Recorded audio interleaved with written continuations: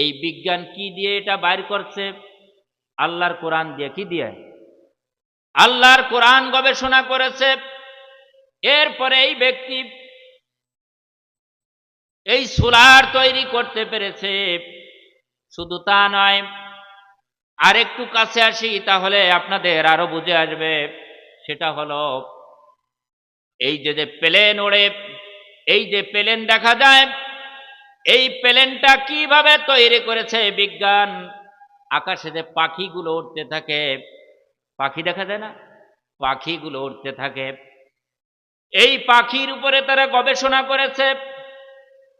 দুইটা ডানা দিয়ে কতটুকু সে বহন করে রাখতে পারে আকাশের উপরে, এই অনুযায়ী তারা অঙ্ক বাড়িয়ে দিয়ে তারা উড়োজাহাজ তৈরি করে ফেলেছে। একটা জিনিস মনে রাখবেন, পৃথিবীর ভিতরে যত বিজ্ঞান দেখেন, সমস্ত বিজ্ঞানের বিজ্ঞান হলো কোরআন এবং হাদিস। যাহা কিছু দেখেন তারা তৈরি করতেছে, সব কিছু কোরআন এবং হাদিস থেকে বাহির করে করে তারপরে তারা আপনাকে দেখাইতেছে। একটা জিনিস বোঝেন, আসল কপি যদি না থাকে তাহলে ডুপ্লি করা যাবে? বোঝেন না? বোঝেন নাই? এই যে একটা সেট, অপু সেট, এর অরিজিনাল একটা কপি আছে।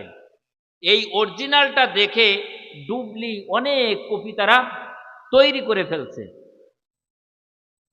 ঠিক আল্লাহ রাব্বুল আলামিন পৃথিবীর ভিতরে যাহা কিছু সৃষ্টি করেছেন, এই সৃষ্টি নিয়ে গবেষণা করে বিজ্ঞান, গবেষণা করে এর কপি দুনিয়ার ভিতরে তারা সৃষ্টি করে, যেটাকে আমরা জড় বস্তু বলে থাকি অথবা আমরা কৃত্রিম বলে থাকি।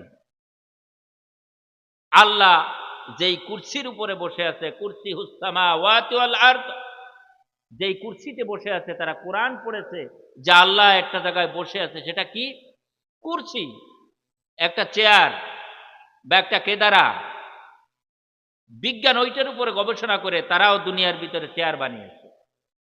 সুলাইমান আলাইহিস সালাতু ওয়াস সালাম, সেও একটা চেয়ারের উপরে সে চলাফেরা করত। তারা এইটার উপরে গবেষণা করে তারাও বানিয়েছে। আমি আপনাদেরকে এটাই বুঝাতে চাচ্ছি, যে কোনো বিজ্ঞান যাহা কিছুই বানাইতেছে, তৈরি করতেছে, সব কিছুর মূল কপি হলো আল্লাহর সৃষ্টি। মূল কপি কি? আল্লাহর সৃষ্টি। এরপরে আমরা এই বিজ্ঞানকে কত